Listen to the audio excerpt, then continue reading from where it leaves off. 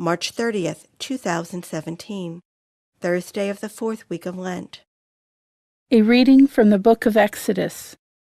The Lord said to Moses, "Go down at once to your people, whom you brought out of the land of Egypt, for they have become depraved. They have soon turned aside from the way I pointed out to them, making for themselves a molten calf and worshipping it, sacrificing to it and crying out, 'This is your God, O Israel, who brought you out of the land of Egypt.' The Lord said to Moses, 'I see how stiff-necked this people is.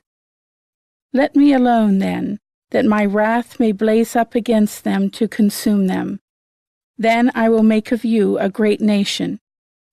But Moses implored the Lord, his God, saying, 'Why, O Lord, should your wrath blaze up against your own people, whom you brought out of the land of Egypt with such great power and with so strong a hand?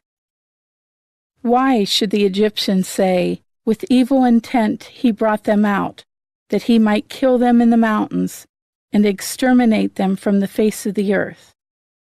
Let your blazing wrath die down. Relent in punishing your people. Remember your servants, Abraham, Isaac, and Israel, and how you swore to them by your own self, saying, 'I will make your descendants as numerous as the stars in the sky, and all this land that I promised, I will give your descendants as their perpetual heritage.'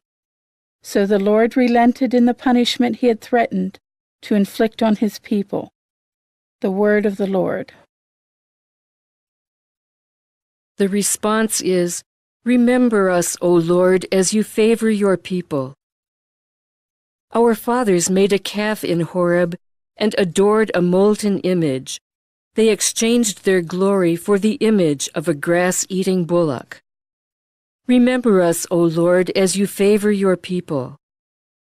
They forgot the God who had saved them, who had done great deeds in Egypt, wondrous deeds in the land of Ham, terrible things at the Red Sea.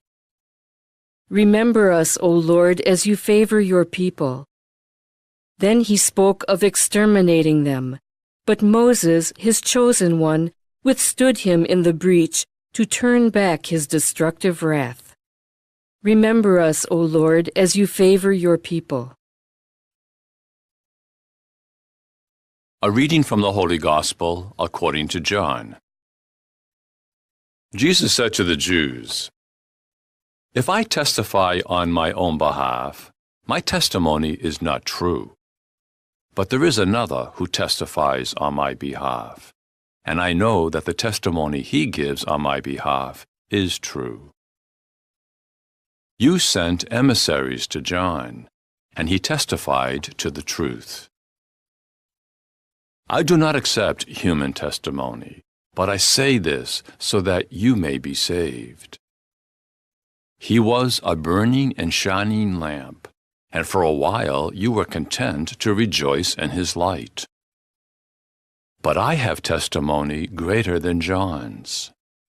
The works that the Father gave me to accomplish, these works that I perform testify on my behalf that the Father has sent me.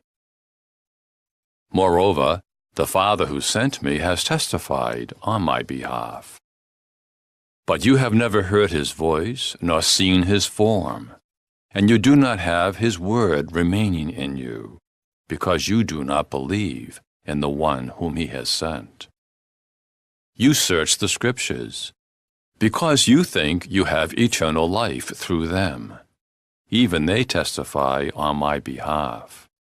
But you do not want to come to me to have life. I do not accept human praise. Moreover, I know that you do not have the love of God in you. I came in the name of my Father, but you do not accept me. Yet, if another comes in his own name, you will accept him. How can you believe when you accept praise from one another, and do not seek the praise that comes from the only God? Do not think that I will accuse you before the Father. The one who will accuse you is Moses, in whom you have placed your hope.